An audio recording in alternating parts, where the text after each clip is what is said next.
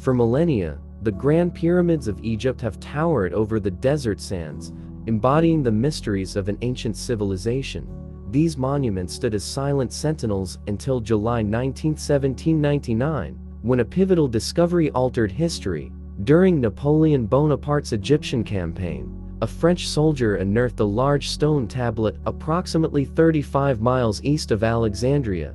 This discovery would prove to be the Rosetta Stone, a key to unlocking the secrets of Egypt's lost language and culture. Ancient Egypt owes its prosperity to the Nile River, described by Herodotus as the gift of the Nile.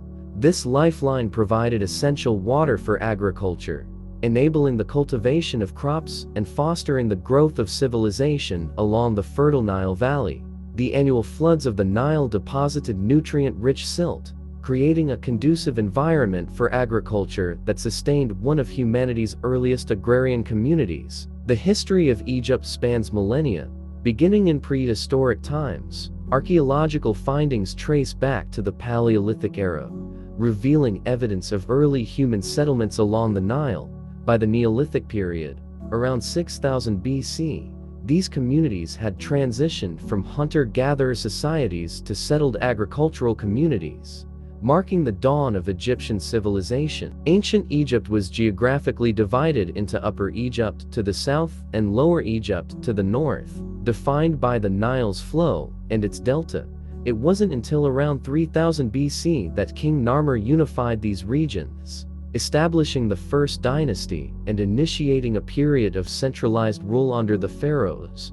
The Pharaohs symbolically wore both the Hedjit white crown of Upper Egypt and the Deshret red crown of Lower Egypt, signifying their authority over the unified kingdom. The pre-dynastic period in Egypt, spanning from approximately 6000 to 3150 BC, is characterized by cultural development evidenced through archaeological discoveries rather than written records. Various cultures, such as the Badarian and Naqada cultures, emerged during this time, each leaving behind artifacts that illuminate their societal practices and technological advancements. The Fayum Oasis, located southeast of the Giza Plateau, housed the Fayum civilization from 9000 to 6000 BC. These people thrived near a large lake, practicing agriculture, hunting, and fishing.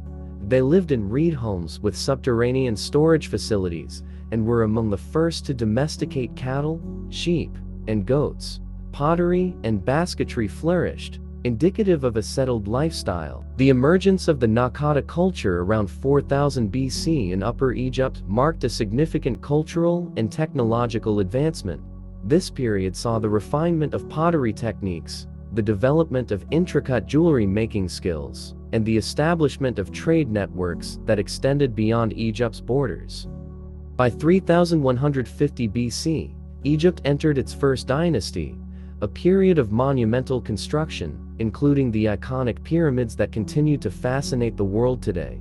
These structures served as tombs for pharaohs, reflecting their divine status and belief in the afterlife, which was central to Egyptian religion and culture. Egypt's ancient civilization is a testament to human ingenuity and resilience. From its humble beginnings along the Nile River to the heights of dynastic rule and architectural marvels, Egypt's legacy endures through its artifacts, writings, and enduring mysteries. The discovery of the Rosetta Stone in 1799 was not just a linguistic breakthrough, but a key that unlocked the rich tapestry of Egypt's history, allowing modern scholars to piece together the story of one of the world's greatest civilizations. Between 8000 and 4000 BC, the Medi Beni Sama site on the western side of the Nile Delta revealed insights into early Egyptian civilization. Here, alongside animal herding, communities adapted to the fertile Nile Valley's diverse landscapes, characterized by numerous basins that annually flooded, enriching the soil with nutrient-rich silt. These basins, totaling 130, served as vital reservoirs for irrigation, crucial for sustaining agriculture in ancient Egypt. Granaries, constructed from clay, jars or baskets buried to their necks in the ground, underscored the region's agricultural advancements. By 4000 BC, the Elo Mari culture expanded on these foundations, by constructing more sophisticated circular homes with plastered mud walls. These cultural developments primarily thrived in Lower Egypt, the region closest to the Mediterranean Sea, while Upper Egypt's civilization emerged later in history. The Badarian culture, succeeding the El Omari, transitioned from movable tents to more permanent settlements. This period marked the rise of the Naqada or Amratian culture around 4000 to 3500 BC, which introduced complex homes with windows, hearths, and wattle and daub walls. It was during this era, around 3500 BC, that the practice of mummification began, alongside burial rituals that included leaving items with the deceased. The Jersean or Naqada II culture, spanning from 3500 to 3200 BC, further advanced Egyptian society through increased trade with neighboring regions, influencing cultural and artistic developments. Their homes, constructed from sun-baked bricks, featured courtyards, which later became a hallmark of Egyptian architecture. The city of Abydos, located north of Naqada, developed into a significant burial site, evolving into a necropolis adorned with monumental tombs built from limestone. By 3200 BC, the Naqada III or predynastic period ushered in Egypt's recorded history with bustling commerce, expanding communities, and an increase in population across both Lower and Upper Egypt. Urban centers grew from small villages into thriving hubs, likely competing for trade goods and vital water resources. During this dynamic period, known rulers such as the Scorpion Kings, whose identities remain elusive, engaged in territorial conflicts, with Thinis, Naqada, and Nekhen emerging as prominent centers in Upper Egypt. These early conflicts culminated in the unification of Upper and Lower Egypt around 3100 BC by King Narmer, establishing the First Dynasty and marking the beginning of Egypt's early dynastic period between 3100 BC and 2613 BC. The advent of hieroglyphic writing around 3400 and 3200 BC, primarily evidenced through pottery, seal imprints, and ivory artifacts discovered at Abydos, represented a significant leap forward in administrative record-keeping. Though complete sentences in Egyptian writing wouldn't emerge until later in the Second Dynasty, these early inscriptions laid the foundation for Egypt's rich literary and historical traditions. The transition from the predynastic to the early dynastic period in Egypt was marked by cultural advancements, technological innovations, and the consolidation of political power. These developments set the stage for the monumental achievements of the Old Kingdom and laid the groundwork for Egypt's enduring legacy as one of the world's greatest civilizations. The dawn of Egypt's historical era began around 3100 BC with the unification of Upper Egypt, located in the south, and Lower Egypt to the north, under a centralized authority.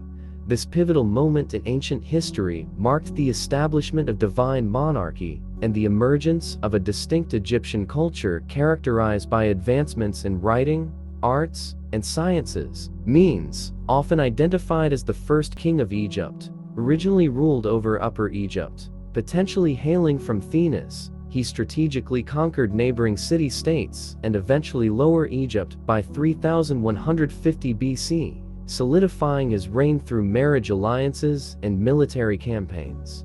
Menes, also known as Narmer, undertook extensive construction projects and urban development initiatives across his kingdom, laying the groundwork for a prosperous era. His successor, Hora-Aha, assumed the throne around 3100 BC, continuing Menes' military expeditions and fostering economic growth through expanded trade routes. Hora-A's reign marked significant developments in religious practices and funerary customs, including the construction of the mastaba tombs that symbolize Egypt's growing sophistication. Following Hora-Ha, Jur ascended to power around 3050 BC, maintaining the military and economic policies of his predecessors. His reign, marked by stability and cultural refinement, saw advancements in royal regalia and administrative practices, setting precedents for future dynastic rulers. Around 3000 BC, Jur's successor,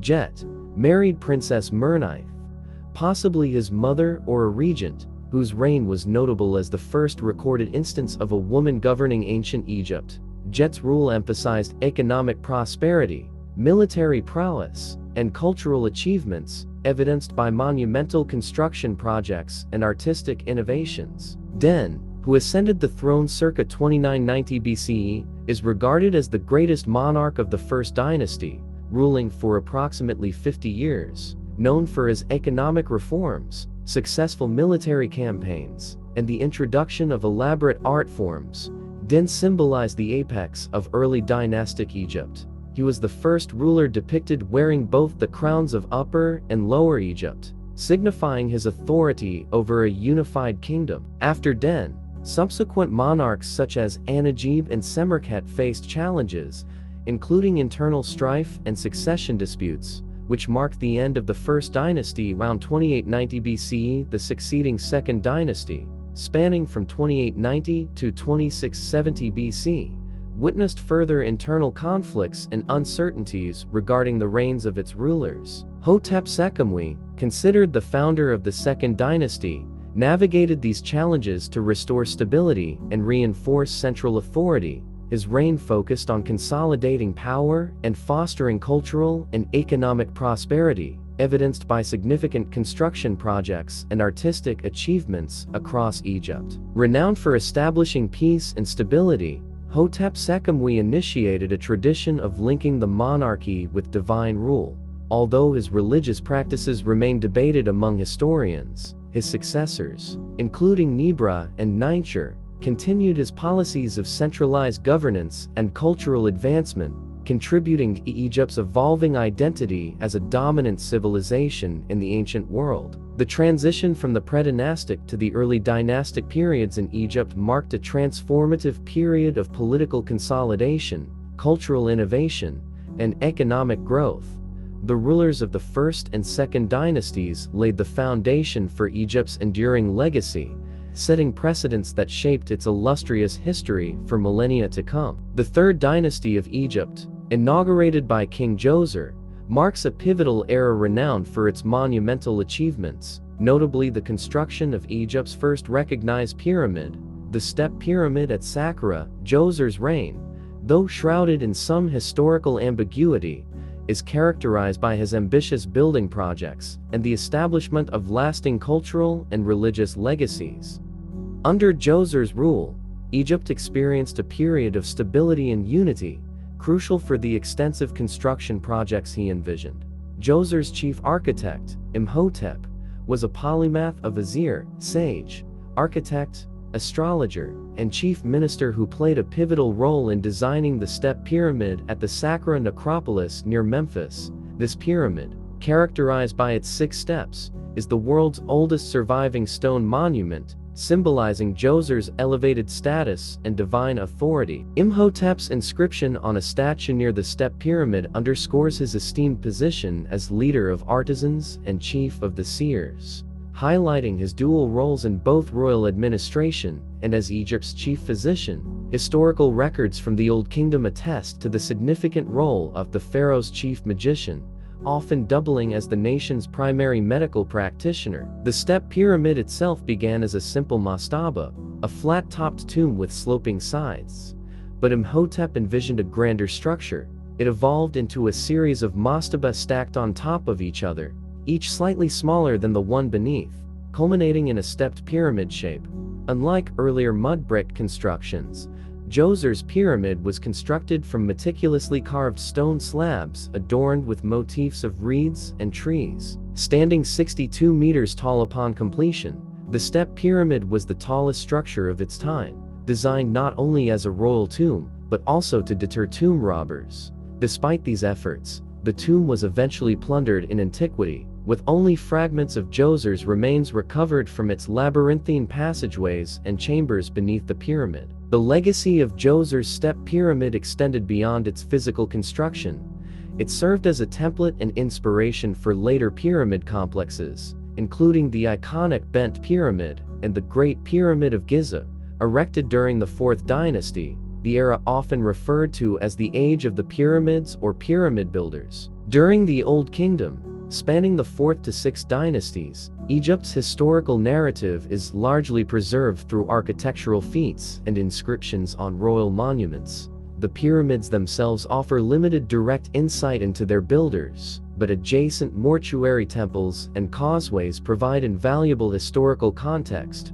Carvings and inscriptions found throughout Egypt from this period further illuminate significant events and achievements. One notable development during the 5th dynasty was the inclusion of pyramid texts inside the tomb of Pharaohs, offering profound insights into the religious beliefs and practices of ancient Egyptians. These texts, comprising detailed drawings and hieroglyphic inscriptions, provided a spiritual guide for the deceased pharaoh's journey into the afterlife, reflecting the evolving religious views of the time. The 3rd dynasty's reign of Djoser and the subsequent Old Kingdom period laid the foundation for Egypt's enduring cultural, religious, and architectural heritage.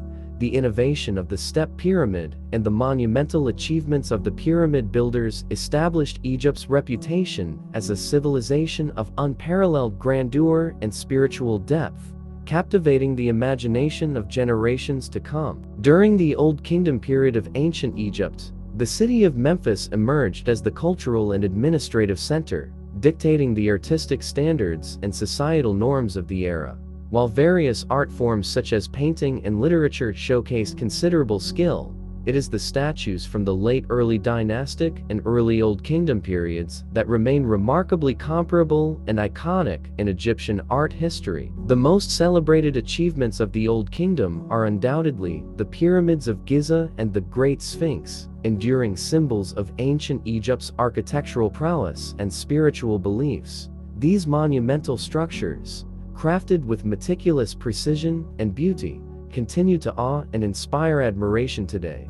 Yet, alongside these grand edifices, smaller-scale structures were also executed with remarkable craftsmanship, underscoring the pervasive importance of art and architecture in ancient Egyptian society. In the eyes of the Egyptians, the art and architecture of the Old Kingdom held profound significance, even in later ages. They believed that proper burial in Egypt was essential for achieving eternal life in the afterworld. Consequently, great efforts were made to ensure that individuals who died abroad were returned to Egypt for burial, accompanied by elaborate rituals to secure their passage into the next life. This emphasis on funerary practices underscores the enduring social inequalities that persisted into the afterlife. Central to the functioning of Egyptian society during this period was an unprecedented level of bureaucratic efficiency, necessitated by the monumental building projects such as the pyramids. This bureaucracy operated under the auspices of a powerful central authority, the pharaoh who, in theory, owned all of Egypt by divine decree. The literate class, comprising a small but influential segment of society, wielded considerable influence, often determining the course of Egyptian civilization more by individual merit than official position. Within this social structure, the role of the vizier emerged as pivotal. Dating back to the early dynastic period, the vizier functioned akin to a prime minister, responsible for overseeing various facets of governance, including managing regional governors, public works projects, tax collections, and military affairs. This delegation of authority allowed the pharaoh to govern effectively over a vast and complex civilization. Traditionally attributed to initiating the grand building projects of the Old Kingdom by constructing the Mitam Pyramid, was later superseded by Snefru, the first pharaoh of the 4th dynasty. Snefru marked the beginning of the Old Kingdom's golden era, renowned for his ambitious architectural endeavors, including the construction of 2 pyramids at Dashur, the Bent Pyramid and the Red Pyramid. Snefru's architectural legacy is marked by innovation and perseverance. The Bent Pyramid, named for its unique shape that starts steeply at a 55-degree angle before tapering off, exemplifies his willingness to experiment and adapt construction techniques when faced with structural challenges. With the Bent Pyramid, Snefru demonstrated his resolve by commissioning the Red Pyramid, which became Egypt's first successful true pyramid, setting a precedent for future monumental constructions. The Old Kingdom of Egypt, characterized by its artistic achievements, bureaucratic efficiency, and monumental architecture, laid the foundation for Egypt's enduring cultural legacy.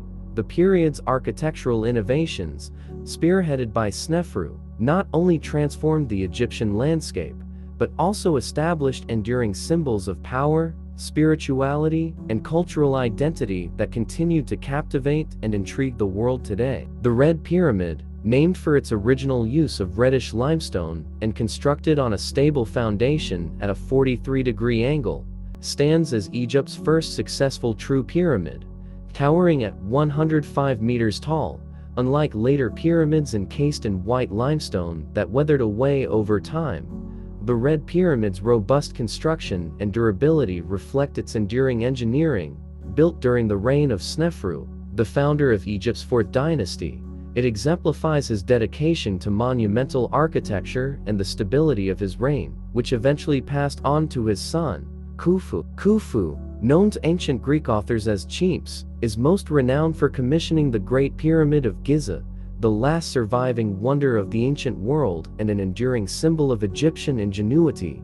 However, Greek narratives portrayed Khufu as a tyrant who exploited his people for his grand construction projects, a perception possibly influenced by tales found in the Westcar Papyrus. This ancient document includes stories from Khufu's sons, including one depicting him summoning a sorcerer to perform extraordinary feats, which some interpret as indicative of his character. Khufu's reign was not solely defined by monumental construction. He expanded Egypt's wealth through military campaigns in Nubia and Libya and lucrative trade with cities like Byblos. Moreover, he implemented agricultural innovations, including the construction of the world's earliest documented dam in Wadi Garawi, west of modern Helwan, to improve irrigation and farming practices, a testament to his reign's economic prosperity and developmental focus.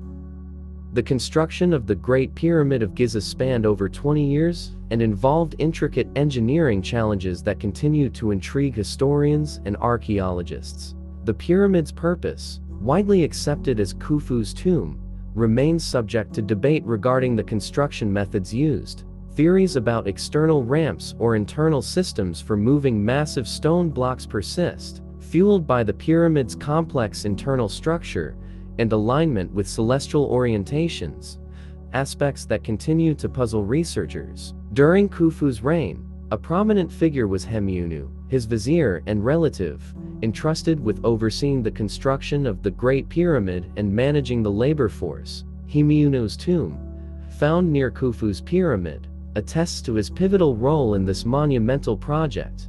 The labor force responsible for erecting these grand structures comprised skilled and unskilled workers, either conscripted through debt repayment or serving as part of state-organized labor initiatives during the Nile's annual inundation, when agricultural activities were suspended. Following Khufu's death, his lineage faced succession challenges, with Djenefer assuming the throne despite not being Khufu's designated heir. Djenefer, Khufu's son, is linked to the construction of the Great Sphinx of Giza, a colossal monolithic monument portraying a reclining lion's body with a human head, believed by some scholars to represent Djenefer himself rather than Khufu. Khufu's reign marked a pinnacle of monumental construction and economic prosperity in ancient Egypt, highlighted by the enduring legacy of the Great Pyramid and the mysteries surrounding its construction. His leadership not only shaped the architectural landscape of Egypt, but also contributed to its cultural and economic vitality, leaving a lasting imprint on history that continues to fascinate and inspire the exploration of ancient civilizations. Historically, the identity of the ruler whose face adorns the Great Sphinx of Giza has been a subject of scholarly debate. Traditionally attributed to Khafre-Chefren, some researchers, including Dor and others, argue it actually represents Khufu Cheops, his father. The alignment of the Sphinx with Khafre's pyramid complex and its facial features resembling Khafre supports this assertion. Khafre's pyramid, the second largest at Giza, boasts a complex almost as grand as his father's, yet details about his reign remain scant. Egyptian texts suggest Khafre continued his father's policies, concentrating power among close family members and imposing strict governance over policies and laws. Succession after Khafre's death saw brief disruptions until Menkaure, son of Khafre, ascended the throne. Both Greek and Egyptian writings praise Menkaure, portraying him as continuing the grand construction projects initiated by his predecessors at Giza.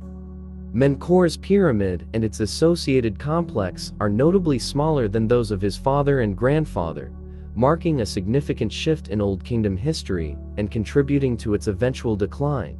Despite facing dwindling resources, Menkaure endeavored to establish a lasting monument akin to his forebears.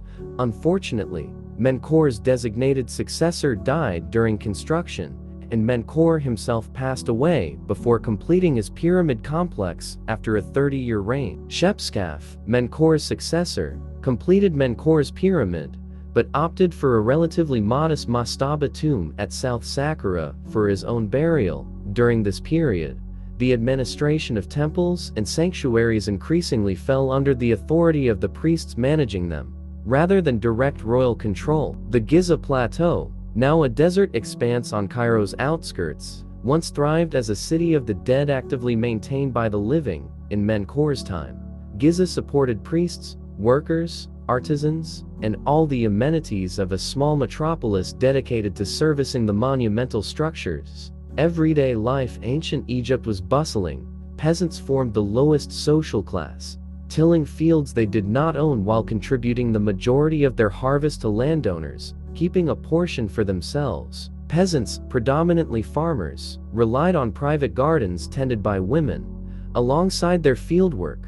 These lower-class individuals also engaged in other trades, contributing to commerce vital for Egypt's survival. Crucially, they formed the workforce responsible for erecting Egypt's iconic pyramids, temples, and obelisks, a labor force rewarded for their efforts. During the Nile's annual flooding, farming became impractical, prompting men and women to labor on royal projects. Despite these challenging conditions, there is no evidence supporting the notion that Egypt's major monuments were built by slave labor. Instead, these projects offered peasants the rare opportunity for social mobility and economic advancement within the hierarchical society of ancient Egypt. The reigns of Khafre and Menkaure, underscored by monumental construction at Giza, shaped Egypt's landscape and society. Their legacy persists in the enduring marvels of the pyramids, reflecting not just royal power, but the collective effort and ingenuity of Egypt's ancient civilization. Skilled artisans such as painters and engravers were highly valued in ancient Egypt, commanding higher wages than unskilled laborers who primarily transported construction stones. Peasant farmers, seeking to improve their social status, often learned crafts such as pottery, carpentry, and brewing. Craftsmen adept at making furniture like tables, chairs, and storage chests could amass wealth. Meanwhile, painters embellished upper-class residences, palaces, tombs, and monumental structures, while brewers, including women, enjoyed prestige, overseeing breweries that played a crucial role in daily life. Beer held a central cultural and religious significance in ancient Egypt, often considered a form of compensation. Workers on the Giza Plateau received a beer ration 3 times a day, a practice attributed to the goddess Tenu, overseer of breweries. Marriage in ancient Egypt was typically arranged by parents across all social classes, with girls often marrying at age 12, and boys at 15. Royal offspring were sometimes betrothed to foreign monarchs from infancy. To forge alliances beyond labor, ancient Egyptians found enjoyment in various sports and games, including hockey, handball, archery, swimming, tug-of-war, gymnastics, rowing, and a unique sport known as water jousting, boat-based contest on the Nile where jousters aimed to unseat opponents. Festivals in ancient Egypt varied widely in nature, but universally involved feasting and drinking, showcasing the cultural importance of communal celebrations. The Egyptian diet primarily consisted of grains, wheat, and vegetables, with meat being a luxury affordable only to royalty due to its high cost. The fourth dynasty ended with the brief reign of Shepseskaf, marking the start of the fifth dynasty known as the Sun Kings dynasty, due to their titles often invoking the sun god Ra. The fifth dynasty commenced with King Userkaf, whose reign is commemorated in the Westcar Papyrus's tale, The Birth of the Kings. Little is known about Userkaf's queen, likely Menkaur's daughter, who played a significant role, evidenced by her pyramid at Giza. Userkaf's notable achievement was the construction of the Temple of the Sun at Abusir, signifying a departure from earlier monarchs' focus on Giza as the primary necropolis. Userkaf's successor, Sahure, continued to expand Egypt's influence through military expeditions and trade treaties, notably with the legendary land of Punt, a source of valuable resources. Sahure's temple to the sun at Abusir introduced planiform columns, setting a precedent for Egyptian architecture. His son, Neferirkare Kakai, succeeded him, noted for his prudent resource management and military successes, as evidenced by his elaborate mortuary complex. Neferfri, who followed Neferirkare, ruled briefly and died young, likely around the age of 20. Jepskare succeeded him, but left little historical record beyond further empowerment of the priesthood of Ra and temple bureaucracy. Menkaur, the last ruler of the fifth dynasty, constructed the final temple to the sun, marking the culmination of a period characterized by religious and administrative expansion under the priesthood's growing influence. The fifth dynasty of ancient Egypt, known for its sun kings, witnessed significant architectural, religious, and bureaucratic developments from Userkaf's Temple of the Sun to Sahure's expeditions and Neferirkare's administrative reforms. This era shaped Egypt's cultural landscape, highlighting both the grandeur of royal projects and the increasing power of religious institutions. In the late 25th to mid-24th century BC, Djedkare Sesi ascended to the throne of Egypt. Although his lineage remains uncertain, he is not believed to be the son of Menkaur, yet he undertook significant reforms aimed at stabilizing the economy and restructuring the administration and clergy. During his reign, Djedkare Sesi broke with tradition by refraining from constructing a sun temple and reducing the number of priests required to maintain religious structures. His administration also organized the second expedition to Punt, enhancing Egypt's wealth and strengthening diplomatic ties with this crucial trading partner. However, the most profound impact of Djedkare Sesi's reign was the decentralization of governmental authority from Memphis, granting increased autonomy to local officials. Djedkare Sesi was succeeded by his son, Unas, whose rule is relatively sparsely documented. Unas was notably the first Egyptian king to decorate the interior of his tomb with inscriptions known as the pyramid texts. These texts depict the king's spiritual journey and interactions with gods like Ra and Osiris, indicating a significant shift in the religious and political landscape. By the start of the 6th dynasty, with Teti's accession, the 6th dynasty commenced, characterized by a notable change in the power dynamics of Egypt. Local administrators and bureaucrats began constructing elaborate tombs rivaling those of the nobility, a departure from earlier practices. Teti's reign ended tragically when he was reportedly assassinated by his own bodyguards, an event recorded by the historian Manetho in the 3rd century BC. His successor, Userkare, whose involvement in Teti's assassination is speculated, had a brief reign, succeeded swiftly by Pepi I. Under Pepi I, the influence of provincial nobles, or nomarchs, and the clergy continued to grow, contributing to the gradual erosion of central authority and the king's power. During the latter part of the Old Kingdom, Pepi's reign was followed by that of Merenri Nemtiamsaf II, which was brief, and eventually by Pepi II, who ascended to the throne as a child and ruled for nearly a century, remarkable testament to his longevity. But during Pepi's extended rule, the Old Kingdom experienced a gradual decline. The influence of provincial nomarchs and the clergy intensified, further undermining the central government's control. Merenri II succeeded Pepi II briefly before the dynasty's end, with Nitocris, sometimes identified by scholars with the legendary Queen Neithotep mentioned in historical accounts. Pepi I's lengthy reign ended without any viable heirs, leading to an ineffective monarchy. In its final years, the kingdom faced challenges such as droughts and famine, exacerbated by the weakened central authority's inability to respond effectively. Consequently, with the 6th dynasty's decline, Egypt entered the first intermediate period as local authorities focused on their regions, lacking the means or motivation to support the broader nation. The first intermediate period witnessed a rise in provincial administrators' authority and a corresponding decline in the central government's power.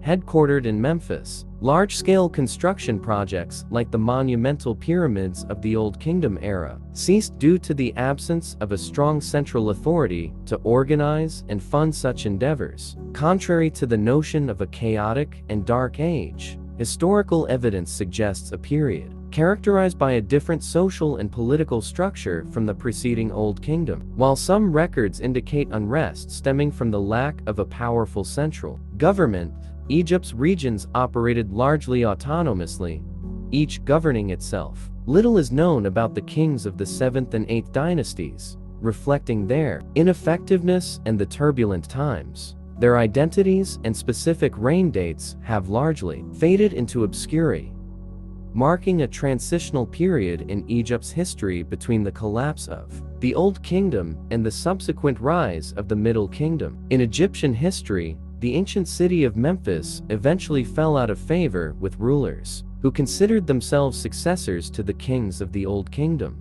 Subsequently, during the 9th and 10th dynasties, Heliopolis became the new capital, and its rulers proclaimed themselves the legitimate kings of Egypt. Around 2125 BC, local governors, known as nomarchs, titled Great Overlord of the Nome and Overseer of Priests, began asserting their authority in regions like Thebes, challenging the central authority based in Memphis. It was during this period of upheaval that Mentuhotep I emerged, founding the 11th dynasty and setting in motion the reunification of Egypt, which marked the beginning of the Middle Kingdom. Mentuhotep I, known as Mentuhotep the Great, initiated campaigns to unify Egypt by conquering neighboring names, significantly enhancing Thebes' influence and strength. His efforts laid the foundation for stability and unity, a legacy continued by his successors. Mentuhotep II,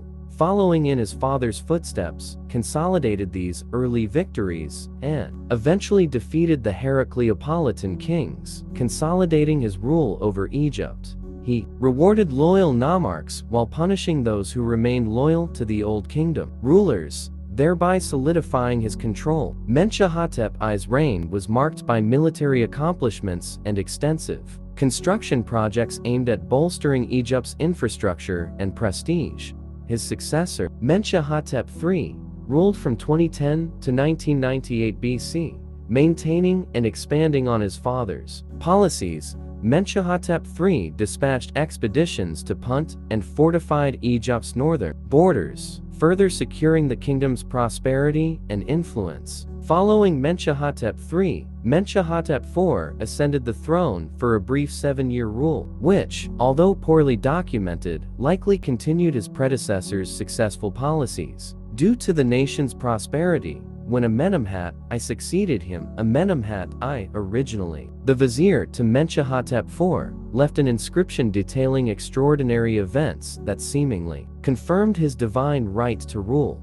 These events included a gazelle giving birth on the stone, intended for the king's sarcophagus, and an unexpected rainfall blessing a celebration, suggesting divine favor towards Amenemhat I's ascension. Amenemhat I departed Thebes for unknown reasons and established his capital at Itui, south of Memphis, beginning the 12th dynasty. His successor, Senusret I 197-11926 BC, initiated ambitious building projects reminiscent of the Old Kingdom, emphasizing royal power and grandeur. Notably, he commissioned the construction of the Temple of Montu at Karnak, sparking significant architectural endeavors in the region. Following the examples of Mentuhotep I and II, and Amenemhat I, Senusret I curtailed the influence of local nomarchs and priests, centralizing power with entrusted family members. This administrative strategy characterized much of the 12th dynasty, ensuring centralized control over wealth and resources while fostering regional development and prosperity. Advanced irrigation techniques, such as the construction of nilometers to monitor flood levels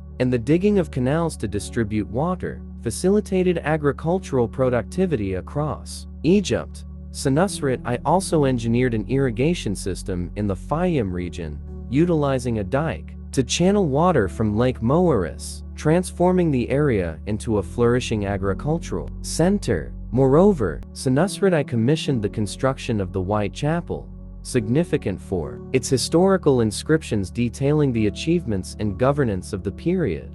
He was succeeded by Amenemhat II 1929-1895 BC, possibly ruling in co-regency with Senusret I, a practice unique to the Middle Kingdom, aimed at ensuring a smooth succession of power. Although details about Amenemhat I's reign are scant, Senusret II 1897-1878 BC is credited with fostering strong alliances with regional nomarchs and further enhancing Egypt's prosperity. The Middle Kingdom, thus characterized by its centralized administration, ambitious construction projects, and economic prosperity, marked a significant era of Egyptian history, bridging the gap between the tumultuous first intermediate period and the subsequent New Kingdom's glory. During the reign of Senusret II, local officials flourished much like they had at the end of the Old Kingdom, yet this did not lead to the same societal challenges that plagued earlier periods.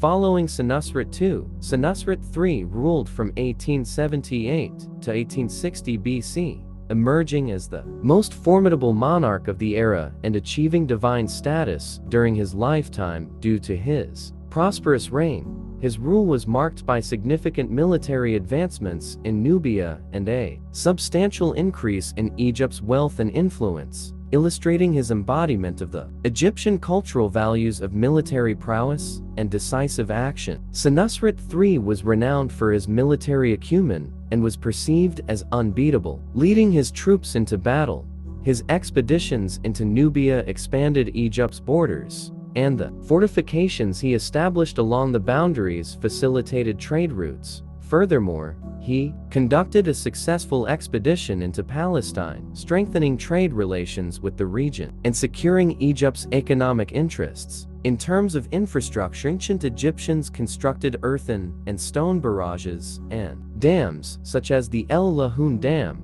built during the reign of Amenemhat II in the 12th dynasty. These structures were crucial for harnessing floodwaters for irrigation and protecting the kingdom from the destructive effects of inundations.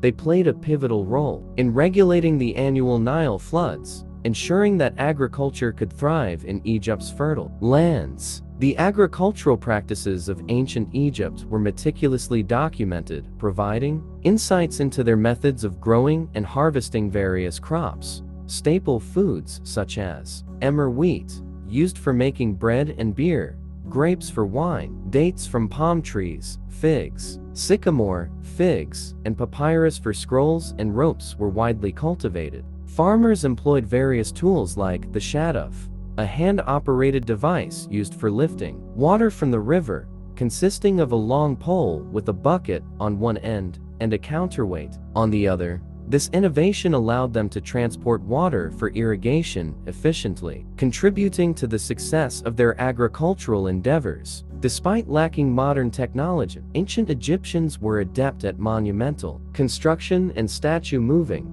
as evidenced by scenes depicted in the tombs of high-ranking officials. For instance, Jehu-Tinnakht, a nomarch of the 12th dynasty, governed the 15th nome of Upper Egypt, and his tomb contains depictions of a colossal monument being transported by 172 people using ropes and a sliding method facilitated by water dumping. Although the exact monument has not been found, these depictions provide valuable insights into their engineering capabilities. Senusret, the third successor, Amenemhat III 1842-1797 BC, while not boasting major military conquests, like his father, continued to commission numerous monumental constructions and is famously associated with the construction of the vast mortuary complex known as the Labyrinth at Hawara. Amenemhat (418–151807 BC) succeeded him, maintaining his father's policies and overseeing the completion of ongoing construction projects while initiating new ones. His reign witnessed multiple military and commercial expeditions, particularly thriving trade with Levantine cities like Byblos. The policy of co-regency, if implemented, aimed to ensure a smooth transition of power from one ruler to the next. However, it faced challenges during Amenemhat IV's rule due to the absence of a male successor groomed for succession, marking a transitional period in Egypt's political landscape. The Middle Kingdom, under rulers like Senusret III and his successors, saw Egypt reach new heights in military prowess, economic prosperity, and monumental construction.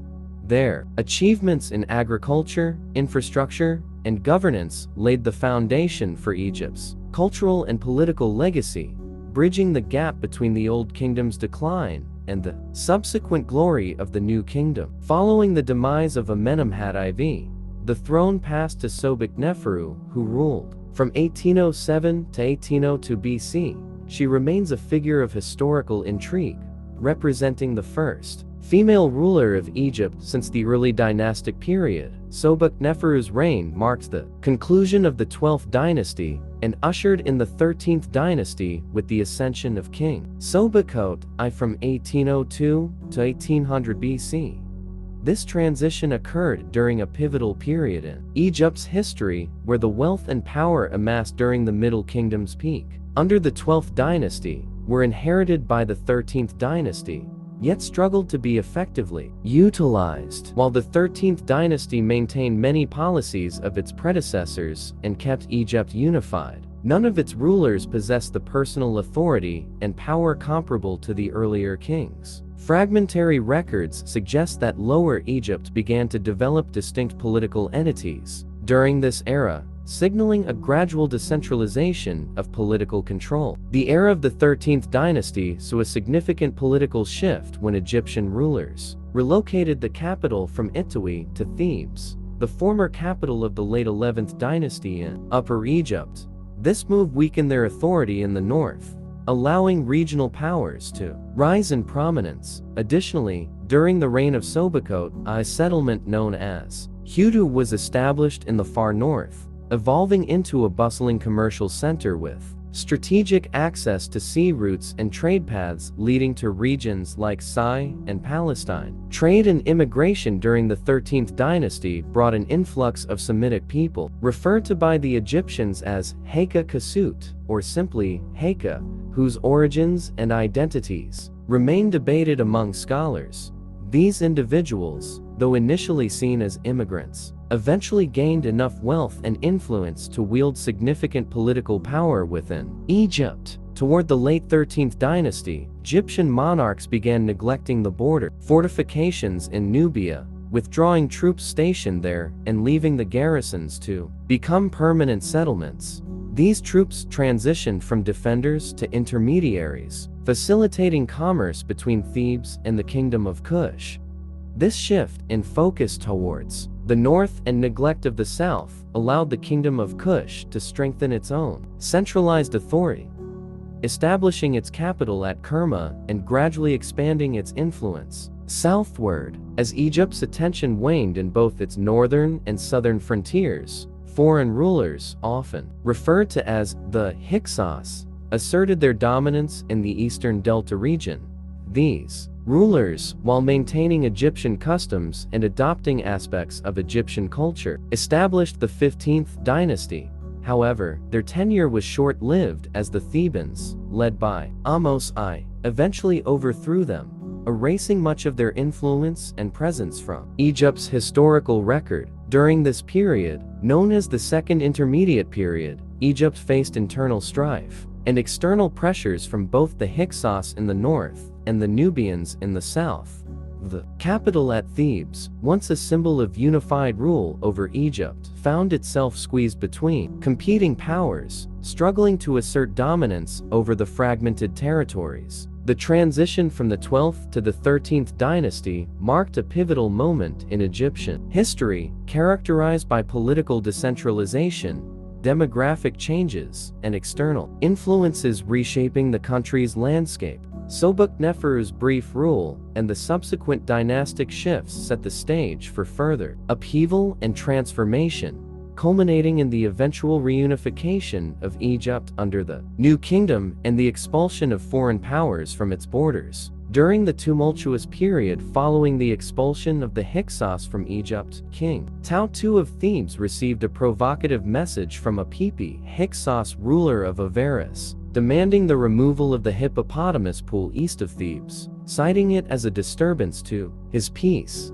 This request was likely a veiled insult toward Thebes, where the hippopotamus was revered, particularly associated with the goddess Set.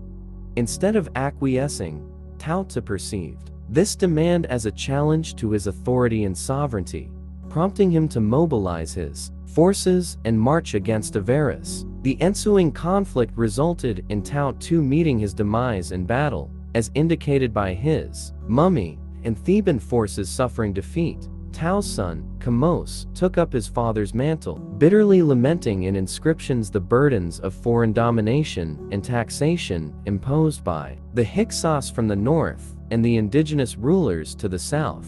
Kamos launched a vigorous assault on the Hyksos, ultimately destroying Avaris in a campaign described in inscriptions as swift and devastating, though possibly exaggerated. Despite the destruction, the Hyksos retained control of Lower Egypt, maintaining Avaris as their stronghold even after Kamosi's invasion. Upon Kamosi's death, his brother Ahmose assumed leadership. Ahmose continued the Theban campaign against the Hyksos, eventually expelling them from Egypt and eradicating their capital at Avaris. These events are documented in the tomb inscriptions of Ahmose, son of Abana, a soldier who fought under King Ahmose I, recounting the fall of Avaris and the Hyksos retreat to regions like Canaan and Palestine. Ahmose besieged Avaris for 6 years, until the Hyksos fled once more, this time to Syria, marking the end of their dominance in Egypt. Ahmose I not only established the 18th dynasty, but also inaugurated the New Kingdom of Egypt, a period characterized by unprecedented prosperity and territorial expansion. Recognizing the vulnerability Egypt faced due to previous lax policies, Ahmose I fortified Egypt's borders and neglected settlements, ensuring national security. His military campaigns extended into Palestine, Syria, and Nubia, securing Egypt's influence and establishing a professional army capable of conquest. Under Ahmose I and his successors, including Amenhotep I and Thutmose I, Egypt flourished. Amenhotep I continued his father's military policies, consolidating Egypt's borders and maintaining stability within the kingdom.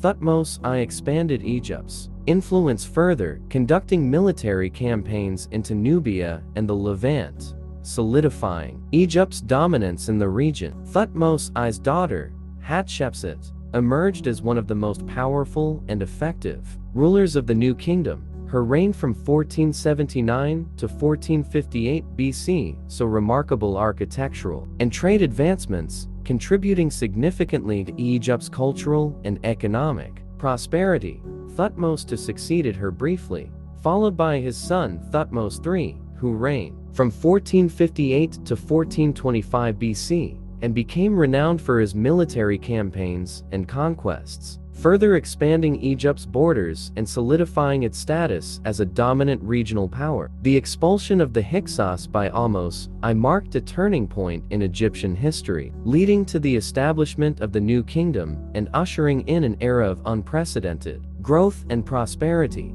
The military prowess and strategic vision of Ahmose I laid the foundation for centuries of Egyptian imperial expansion and cultural flourishing, epitomizing the grandeur and achievements of the New Kingdom era. Following the death of Thutmose II, Hatshepsut was appointed as regent of Egypt and effectively co-ruled with Thutmose III, though she had wielded considerable influence during her husband's reign and continued to do so after his passing. Hatshepsut initiated numerous ambitious construction projects, conducted a highly successful expedition to the land of Punt, embellished the temple at Karnak, and maintained diplomatic relations with Nubia to the south. Her architectural endeavors were so impressive that subsequent pharaohs claimed credit for them by inscribing their names on her structures, including her grand mortuary complex at Deir el-Bahari, built around 1458 BCE. The erection of obelisks in various temples was a significant symbol of reverence for the sun god, Ra. These obelisks, whether original Egyptian ones or modern replicas inspired by them, can be found across the globe. The process of carving an obelisk was no small feat, as evidenced by the unfinished obelisk still visible in the granite quarries of Aswan, likely commissioned by Hatshepsut to complement what became known as the Lateran obelisk, originally from Karnak, but later moved to the Lateran Palace in Rome. Upon inheriting a prosperous and stable kingdom in 1458 BC, Thutmose III wasted no time in expanding and solidifying Egypt's power. He is credited with establishing the Egyptian Empire through a series of military conquests that his descendants would continue to uphold, employing chariots acquired from the Hyksos and implementing superior military strategies. Thutmose III conducted at least 17 military campaigns over 20 years. These campaigns extended Egyptian dominion from Libya to Syria and further south into Nubia, reaching as far as the Fourth Cataract near modern-day Sudan. Following Hatshepsut's death, Thutmose III ascended to the throne. Perceived by some as weak and inexperienced, his rule faced immediate challenges, particularly a revolt instigated by the king of Kadesh in the Egyptian province of Canaan, garnering support from various factions aiming to defy Egyptian rule. Thutmose III marched his army from Thebes to Megiddo in northern Canaan, choosing a strategic path through the narrow pass of Aruna instead of the more accessible routes, surprising his enemies by circumventing their defenses and achieving a decisive victory. Thutmose III's achievements were commemorated by his military scribe, Janeni, who documented the campaign on the walls of the Great Temple of Amun at Karnak and other locations. Janini's writings not only recounted the battle, but also justified the actions taken against the rebellious coalition led by the king of Kadesh and their supporters. Thutmose III's subsequent campaign subdued not only Kadesh, but also extended Egyptian control over all of Syria and the Mitanni territories. Thutmose III was succeeded by his son, Amenhotep II, who reigned from 1425 to 1400 BC. Amenhotep II inherited a strong kingdom and continued his father's legacy through construction projects, peace treaties, and trade agreements rather than extensive military campaigns, consolidating Egypt's power and influence during his rule. He laid the groundwork for his successor, Thutmose IV, who ruled from 1400 to 1390 BC, continuing the prosperous and stable governance initiated by his predecessors. Following his father's death, Thutmose IV continued the legacy of his renowned dream, recounting how he ascended to the throne. Despite being considered a usurper by some, Thutmose IV was the legitimate son of Amenhotep II and is most famously known for his reconstruction of the Great Pyramid of Giza. His reign was followed by Amenhotep III, who ruled from 1386 to 1353 BC, and is regarded as one of Egypt's most powerful and effective pharaohs. Amenhotep III's rule marked Egypt's pinnacle in art, politics, and economy. He used his wealth to influence other nations, expanded Egypt's borders, and devoted considerable resources to artistic and construction projects. Many of Egypt's most iconic structures date from his reign, showcasing the opulence and grandeur of his era. However, during Amenhotep III's reign, the priests of Amun began to amass significant wealth and power, often surpassing even the pharaoh himself in influence. attempting to curb their growing power. Menhotep III elevated the cult of Aten, a minor sun deity, perhaps believing that by promoting Aten's worship, he could undermine the priests of Amun. This strategy ultimately failed, but significantly elevated the status of Aten, setting the stage for his son and successor, Akhenaten, formerly Amenhotep IV. Akhenaten, also known as Amenhotep IV, renowned for his radical religious reforms. During the Amarna period, early in his reign, the 4th or 5th year, he changed his name to Akhenaten and abolished the traditional polytheistic religion centered on Amun in favor of Atenism, which emphasized Aten as the supreme deity. This marked a dramatic shift in Egyptian religious practices, with Akhenaten establishing Aten as the sole god, recognized by the state. He closed down traditional temples, including the Great Temple of Amun at Karnak, and built a new capital city, Akhetaten, modern-day Amarna, dedicated to the worship of Aten. Akhenaten's wife, Nefertiti, is celebrated for her iconic bust discovered in Amarna.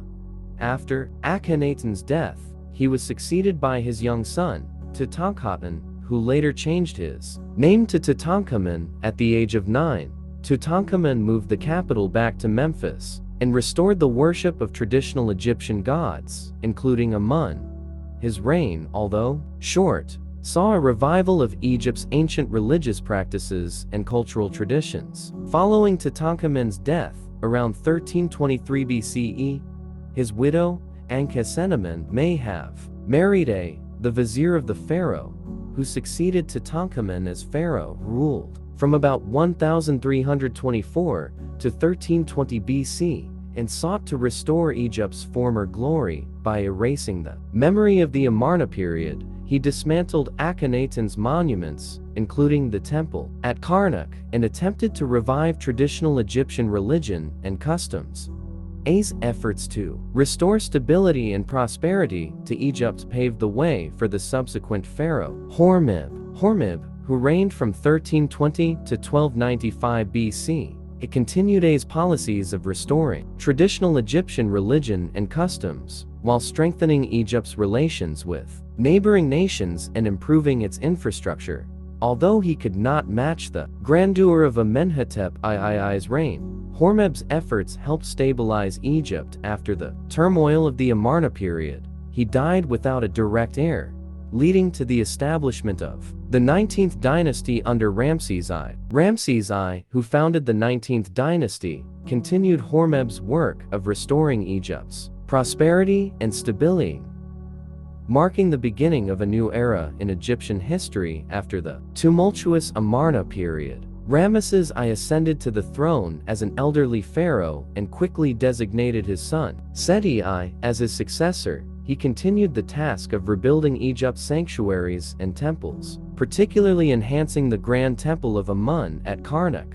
Seti I, upon assuming the throne, continued these efforts, adding his own contributions to the restoration projects and preparing his son, Ramesses II, for future leadership. Ramesses II, also known as Ramesses the Great, ruled Egypt from 1279 to 1213 BC, making him one of Egypt's most renowned pharaohs. His 67-year reign was marked by prolific building projects and military campaigns that left a lasting impact on Egyptian history. The monuments and temples he constructed, celebrating his conquests and achievements, stand as enduring testaments to the wealth and power of his reign. One of the most famous events of Ramesses I's rule was the Battle of Kadesh in 1274 BC. This battle, immortalized in Egyptian records, is often cited as his greatest military achievement. However, despite his reputation as a warrior king, one of Ramesses I's significant accomplishments was not on the battlefield, but in diplomacy. He forged the first known peace treaty in history. The Hittites, a formidable power in Anatolia since the 2nd millennium BC, had been challenging Egypt's influence in the region. Previous pharaohs, including Hormizd and Seti I, had faced conflicts with the Hittites along Egypt's borders. By the time Ramesses II came to power, the Hittites had established garrisons near Egypt's frontier, posing a continuous threat. Ramesses II initiated a proactive campaign against the Hittites to secure Egypt's borders and protect its interests in the Levant. Under Seti's reign, Egypt had gained control of territories like Palestine and Kadesh. However, Ramesses II faced the challenge of defending these gains against Hittite incursions. At the Battle of Kadesh, Ramesses II gathered his forces near the city to confront the Hittite army. Riding at the head of his chariotry, Ramesses II led approximately 20,000 soldiers into battle, aiming to dislodge the Hittite forces from Kadesh. The initial stages of the battle saw Ramesses I's forces moving swiftly ahead, inadvertently leaving the rest of his army behind. Upon capturing and interrogating two Bedouins who were actually Hittite spies, Ramesses II learned that the main Hittite army, led by Muwatalli II, was poised with the substantial force of chariots and troops just beyond Kadesh. Despite being outnumbered and caught off guard, Ramesses II managed to send urgent messages to his other divisions, urging them to join the fray. The timely arrival of reinforcements prevented a complete Egyptian defeat. Ramesses II himself led the final charge, pushing the Hittite forces back and securing a strategic victory. Despite the intense fighting and initial setbacks, the battle did not end in a decisive victory for either side.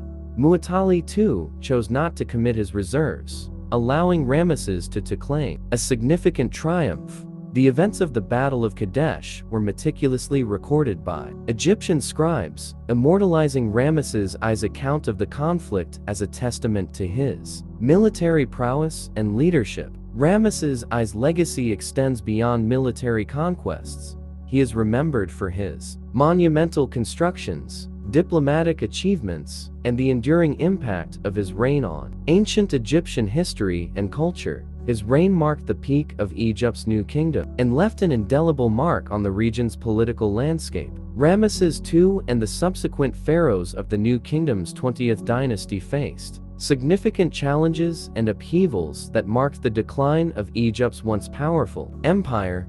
Following Ramesses I's reign, his successors navigated through periods of internal strife, external threats from groups like the Sea Peoples, and a shifting balance of power between the monarchy and the priesthood. Ramesses I's legacy was shaped not only by his military campaigns, but also by his efforts to maintain Egypt's territorial integrity and grandeur.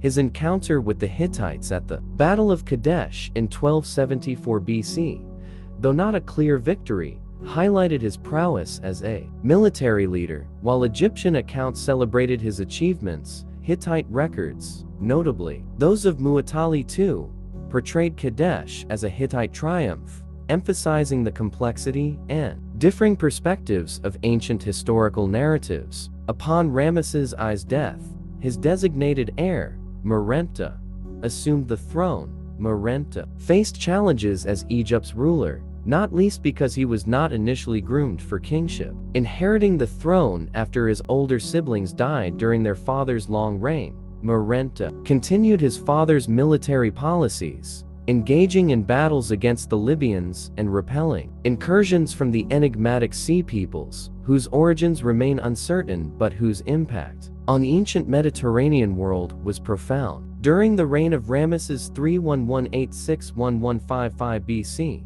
the challenges intensified. The Sea Peoples, comprising various groups driven by unknown motives, launched multiple invasions into Egypt's coastal and delta regions.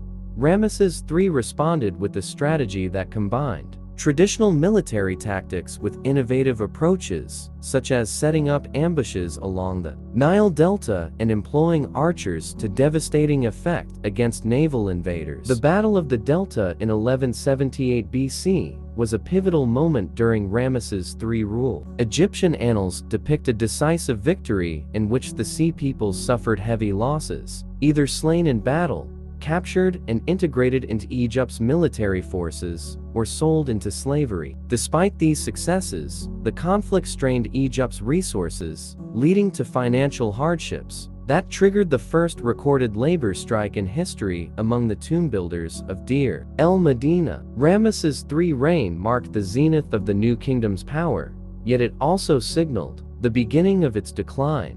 Economic strains, exacerbated by costly military campaigns and internal unrest, weakened Egypt's central authority. The priesthood of Amun, based in Thebes, amassed considerable wealth and influence, rivaling that of the pharaohs and increasingly shaping religious and political affairs. The latter years of the 20th dynasty saw a succession of pharaohs struggling to maintain unity and stability amid external threats and internal divisions. Ramesses IV to Ramesses Shi faced challenges from both foreign incursions and the growing power of Amun's priesthood. Political intrigue and power struggles often overshadowed their reigns, as evidenced by incidents like the deposition of a high priest of Amun by the vizier Pinehesi, which led to his flight to Nubia. By the end of the 20th dynasty, Egypt's political landscape had shifted significantly. The office of the pharaoh, once a symbol of divine authority and unity, had diminished in prestige. The priesthood of Amun wielded immense power, influencing succession and policy decisions. Despite efforts to maintain control, Egypt's borders contracted, and its influence waned. The period following Ramesses I's reign saw Egypt grappling with internal strife, external invasions, and the rising influence of religious institutions. The decline of the new kingdom's centralized power marked a pivotal transition in Egyptian history, foreshadowing the eventual fragmentation of its empire and the onset of the Third Intermediate Period. From 1077 to 1051 BC, Smendes, ruler of Lower Egypt from Tanis, succeeded Ramesses Shi. Following Egyptian tradition, Smendes cemented his authority by overseeing the burial of Ramesses Shi. By relocating the capital from Pi Ramesses to Tanis, Smendes asserted his right to rule.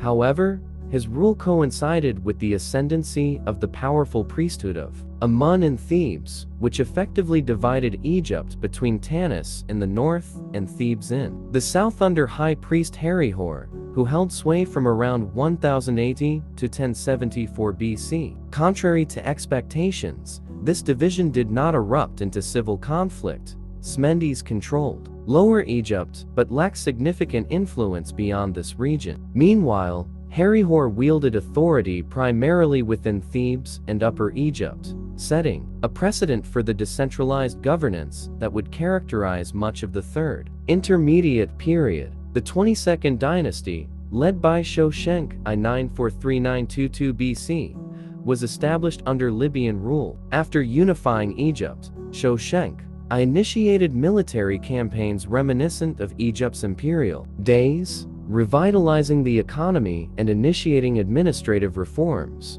He restructured the priesthood of Amun and the position of God's wife of Amun, ensuring these roles were appointed by the monarch rather than being hereditary. His reign saw a resurgence of Egyptian power, echoing the glories of the New Kingdom era. His successor, Asurkant 872 BC, maintained stability in Egypt, but after his reign, the country fragmented into multiple kingdoms. These included Heracleopolis, Memphis, Tanis, Bubastis, and Hermopolis in Lower Egypt, and Thebes in Upper Egypt. This division weakened Egypt's cohesion, making it vulnerable to external threats. The Kushite ruler, Pi 750 BC, capitalized on Egypt's disunity and launched a successful invasion. Pi admired Egyptian culture and established his capital at Napata, effectively absorbing Egypt into his kingdom. His son, Taharqa 747-721 BC, further solidified Nubian dominance over Upper Egypt, prompting resistance from Lower Egyptian kings. Taharqa's military campaign subdued the north, but he allowed local rulers to retain some autonomy. During the Third Intermediate Period, Egypt's buffer zones diminished, exposing it to neighboring powers like Assyria. This geopolitical shift altered Egypt's strategic position and weakened its influence in the region. Moving forward to the 26th dynasty, Psamtik I 66-610 BC emerged as a powerful ruler who sought to restore Egypt's former glory. He embarked on extensive building projects, renovations, and military campaigns, reinvigorating Egypt's economy and morale. His son, Necho II 610595 BC, continued these efforts, recognizing Egypt's maritime limitations by hiring Greek mercenaries to bolster the navy. Necho II is celebrated as a formidable military leader who expanded Egypt's boundaries and fostered economic growth. He inherited a stable kingdom from Psamtik I and maintained efficient governance, stimulating trade and infrastructure development. Under his rule, Egypt experienced a period of prosperity and stability, rejuvenating its status as a regional power. From Smendi's rule through the 26th dynasty, Egypt navigated periods of division, invasion, and resurgence. Despite internal challenges and external threats, successive rulers like Shoshenq I, Pi, and Necho II managed to restore Egypt's strength through military prowess, economic reforms, and strategic governance, ensuring its enduring legacy in the annals of ancient history.